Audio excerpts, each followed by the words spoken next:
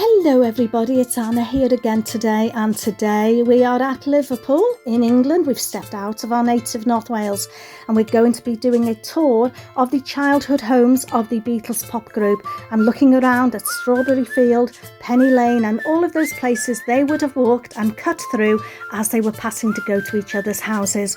We'll also be talking about their love of North Wales and their visits here, and we'll show you some footage of that as well. So come along and join us. You're very welcome.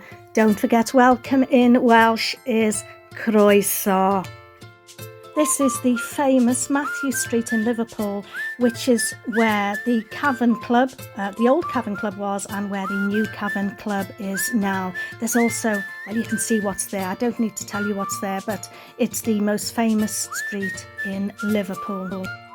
This is Forthlin Road, and it's the home of Paul McCartney, where he grew up, and it's number 20. It's just a small terraced house really in a nice street, council estate, but very well looked after, and it's just amazing really to think that these are the streets that the Beatles walked down, and this is the gateway and the door that they would have walked in and practiced and had fun together. It's just a fascinating place now that is actually owned by the National Trust. You can go in there, you can go in there for a fee. We didn't have time this day because we wanted to visit all of the houses and walk through the golf course that Paul would have walked down this road right down to the end there and onto this golf course, Allerton Manor Golf Club. And this is where they had famous photos taken for their album. You might know about that if you're a fan, but this is the cut through that Paul and John would have taken, because this golf course was actually between Paul and John's house. So the story goes is that they used to just cut through along this path to visit each other's houses, which we thought was fascinating. On the other side here of the golf course is John Lennon's house, which this is where he was brought up by his auntie when his mother was advised that he would be better off living with his auntie because she was living with her boyfriend. And it was as he was walking down here by that bus stop just over the road that he saw his mother get killed by a car. So obviously that was just devastating for him. These are taxis that take tours to these Beatles houses, but we didn't do that. We walked around, like I said. But there's Alf. Yes, this is the corner where his mother was crossing the road to get to the bus stop towards the left on the other side. So that would have been devastating for John as a young child to see his mother cross this road right there. His house where he lived here is obviously on Menlove Avenue. It's called Mendips after the Mendip Hills I think it was, but this is the road, and it was a really busy road, so we can see how it could have easily happened that she crossed over and got knocked down. This is Dovedale Primary School where George and John attended. And here we are at Penny Lane, the famous Penny Lane. Alf was fascinated with that sign. In the song Penny Lane, there is mention of a bank, a fireman and fire station, and a shelter in the middle of a roundabout where a nurse is selling poppies. Now, as we go down there, what I'll do is, we found them. I will type onto the screen where those places are, so you'll know what I mean. But this is walking down Penny Lane towards the roundabout that they're talking about in the song. Here we are. We're right here now. What we were surprised about is just how much things there are as we took this tour today all around Liverpool that are connected to the Beatles, like this statue, for example. And obviously this is the shelter, the bank, and the bank and the shelter together, where it talks about the nurse selling poppies behind the shelter. But there's just so many things all around, like this. This is the visitor centre. Look at that yellow submarine there, and all of these different plaques and various things that are connected to the Beatles. That's like a little shop. You can go in and buy things. We didn't go in. We were in quite a hurry to get everything covered that day.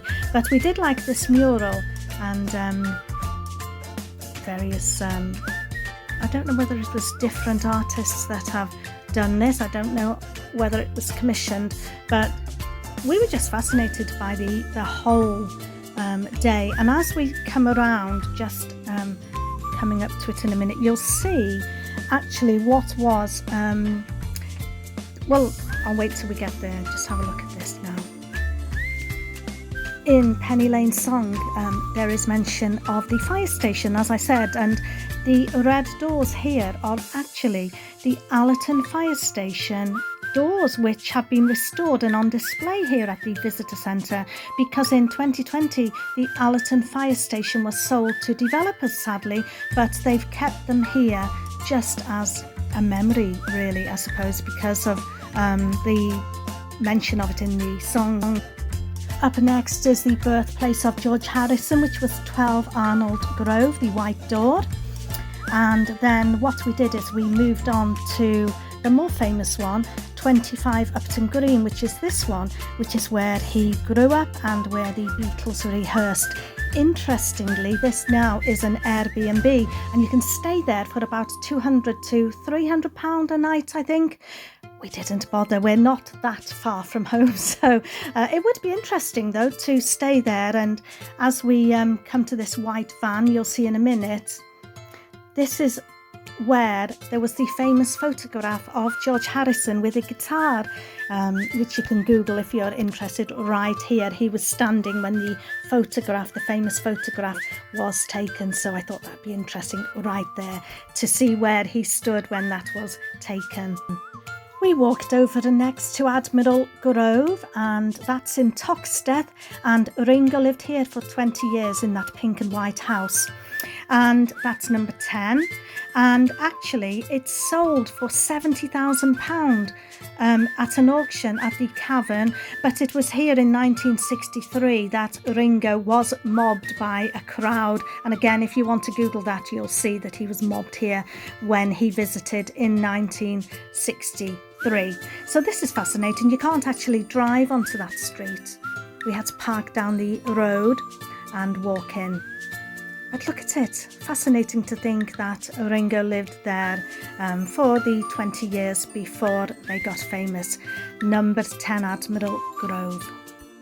So we are at Strawberry Field now, which is now a Salvation Army property and visitor attraction in Woolton in Liverpool. It operated as a children's home at the time that John Lennon used to come here and play, and I guess find refuge from his very sad life. And it was literally only around the corner from his home at Mendips. So here we are just walking around, and you can see the various things like the famous red gates. There's a funny story about that, because apparently we were told when we were there this day that the gates got stolen by a man in a white van, got taken to an antique shop. The antique shop realised that they were from from here and gave them back. So that's nice. There's the red gates that Alf's walking at now. So this is just a really peaceful place where you can get coffees and teas and walk around and learn all about how it used to be a children's home for girls. And John used to just jump over the wall and play with all the children that were at this place. So it obviously holds a lot of there's my shoes a lot of really fond memories for John of his time playing in the grounds of this place. Such a peaceful place as well, and you'll see soon that the red gate's close up. There we are. This location gained fame following the release of the song Strawberry Fields Forever, and because John, who wrote it, had grown up nearby and played in these grounds as a child, and in time the old red painted entrance gates became a place of pilgrimage for Beatles fans. And it was in 2019 that Strawberry Field was opened to the public for the first time, with an exhibition of its history, cafe and shop, alongside a training centre for young people with special educational needs. So the Salvation Army now are doing a great job. And somebody was telling us, there's the bandstand, the famous bandstand, that John Lennon's sister actually comes along occasionally and volunteers here at the Salvation Army Strawberry Field. What a lot of people don't know is the Beatles' love of North Wales and their little known link to North Wales, from jamming in a Harlech barbershop to meditating in Bangor. The Beatles had a really long relationship with North Wales. They actually came and did a gig at the Odeon in Llandudno, and while they were there they stayed at a place called Bryniau Road, which was actually around the corner from my auntie's house. So that is a road that I used to walk down as we visited the West Shore Beach. So that to me was really good to hear. Number 33 Bryniau Road. They actually jammed here in Harlech. You've seen our Harlech video, most of you, and the Beatles jammed at a barbershop here. We actually walked down that street, it's so steep. Ringo played in Butlins Pwllheli, which is now Haven. And they all visited Bangor with Cilla Black and one of the Rolling Stones to do some meditation, but sadly they had to leave early because they found out that their manager, Brian Epstein, had died of the overdose of sleeping tablets, I think it was. So that didn't end well, but they did visit Bangor. The Italian village of Portmeirion in Gwynedd is another favourite of them, especially George Harrison and Brian Epstein. And George had his 50th birthday party in Portmeirion. And last but not least, they played at a venue in Rhyl, which is now located above a charity shop on the High Street with a blue plaque outside. So if ever you're visiting, you can go and see where they played in Rhyl and caused some havoc, so I believe, with the fans there. But there we are. That's the connection with North Wales and the Beatles, the little known connection. So I think we'll leave it there for today from Liverpool and the walks and the haunts that the Beatles pop group would have done when they were younger. And we'll say ta-ta for now, and we'll see you on the next adventure where we will be back in Wales. We're always in North Wales, our home. But for now we'll say ta-ta and we'll see you soon. Don't forget to keep practicing your Welsh. We've had no Welsh lesson today, but practice makes perfect. Ta-ta for now, nos da.